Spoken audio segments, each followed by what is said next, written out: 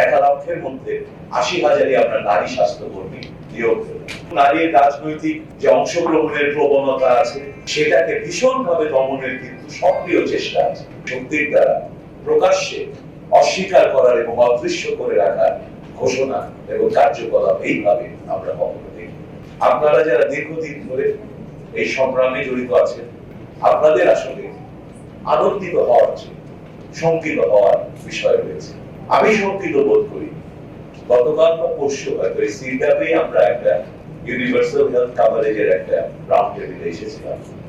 সেখানে হয়তো আমি একটা কথা বলেছিলাম যে আমরা সরকার স্বাস্থ্যের উন্নয়নের জন্য যে কাজগুলো করছি তার মধ্যে প্রাথমিক স্বাস্থ্য সেবাকে আমরা জোরদার করব এবং বিশেষ করে নারী এবং শিশু, মা ও শিশু, তাদের স্বাস্থ্য, অ্যাডোলেসেন্ট হেলথ, এগুলোর উপর আমরা জোর দেব এবং সেই প্রাথমিক স্বাস্থ্য সেবা মাধ্যমে এদেশের অর্ধেক জনগোষ্ঠী যে নারী, তাদের স্বাস্থ্য সেবাকে নিশ্চিত করার জন্য আমরা দৃঢ়ভাবে বিশ্বাস করি আমরা যে 1 লক্ষ নতুন স্বাস্থ্যকর্মী নিয়োগ করব সেটি সবচেয়ে বেশি কার্যকর হবে যদি আমরা তার মধ্যে অধিক সংখ্যক নারী স্বাস্থ্যকর্মী দিতে পারি।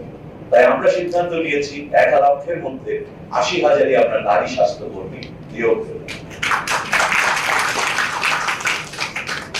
কিন্তু দুঃখের সাথে দেখলাম পরদিন সোশ্যাল মিডিয়ায় যেখানে এই নিউজটা ছাপা হয়েছে সেই নিউজটাই কোনো সমস্যা নেই, সুন্দরভাবে জিনিসটা তুলে ধরা হয়েছে, যা বলেছি সেটাই তুলে ধরেছে আমাদের সাংবাদিক বন্ধুরা।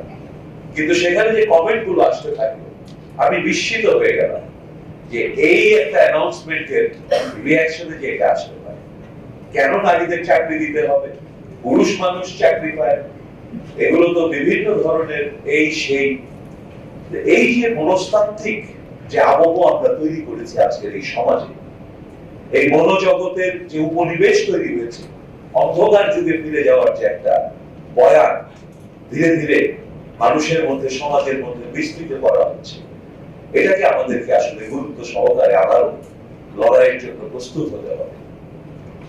আমাদের নারীর স্বাস্থ্য, তামাকের আইন, এগুলো অত্যন্ত গুরুত্বপূর্ণ এবং আমি খুব খুশি হয়েছি। আমরা আগে সবসময় দেখতাম তামাক বিরোধী আন্দোলনটা মূলত পুরুষরা করেন এবং পুরুষরাই তামাকের দ্বারা সরাসরি ব্যবহারকারী হিসেবে বেশি ছিলেন।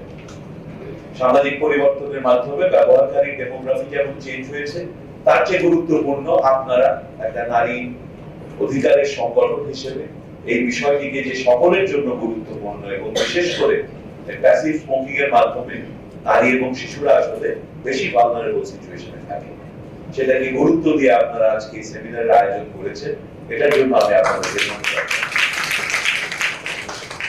তবে যে কথা বলছিলাম, নারীর বিরুদ্ধে মানুষের, তরুণদের এবং আমাদের গ্রামীণ সমাজে আমাদের যে বিশ্বাসগুলো ছিল অনেক অনেক ক্ষেত্রে তার চেয়েও আমাদেরকে সামনে না গিয়ে আরো পিছন দিকে নেওয়ার চেষ্টা হচ্ছে এবং নারীর রাজনৈতিক যে অংশগ্রহণের প্রবণতা আছে সেটাকে ভীষণভাবে দমনের কিন্তু সক্রিয় চেষ্টা আছে।